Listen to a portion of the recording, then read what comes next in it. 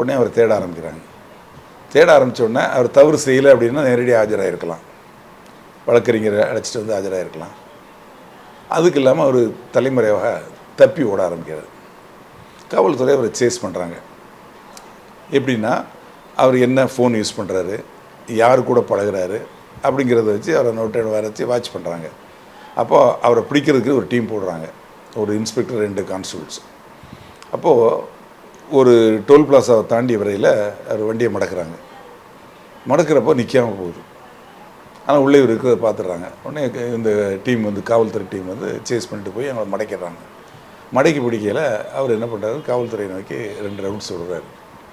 அவர் கையில் வச்சுருக்கக்கூடிய நாட்டு துப்பாக்கியால் சுடுறாரு, பிஸ்டல், கண்ட்ரி மேடு பிஸ்டலால் சுடுறாரு. காவல்துறை வேறு வழி இல்லாமல் அதில் காவலர் வேறு 2 பேர் காயம்படுது. இவங்க திருப்பி சொல்கிறாங்க. திருப்பி சொல்லையில் அவர் இறந்து போயிறாரு.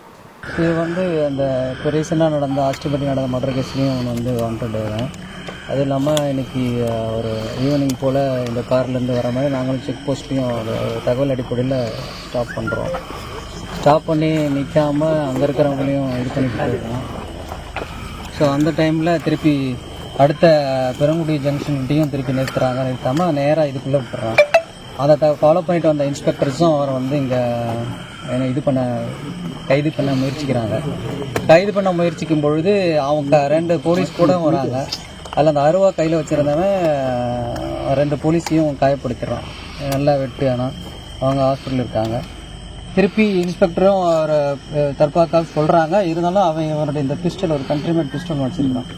அதில் வந்து ஒரு ஃபயர் பண்ணதில் அவங்க போய் மறைஞ்சதில் இதில் வந்து பட்டுருச்சு, காரில் பட்டுருச்சு. ஸோ அப்போ ஃபயர் பண்ணுற அளவுக்கு அவன் இருக்கும்பொழுது ஒரு தற்காப்புக்காக சுடும்பொழுது, காலில் சுடும்போது அவனை குனிங்கிறதுல அவனுக்கு செஸ்ட்டில் பட்டுருச்சு. இனி வீட்லயே பானிபூரி செய்யலாம் எல்லாரும். ஆச்சி பானிபூரி கிட்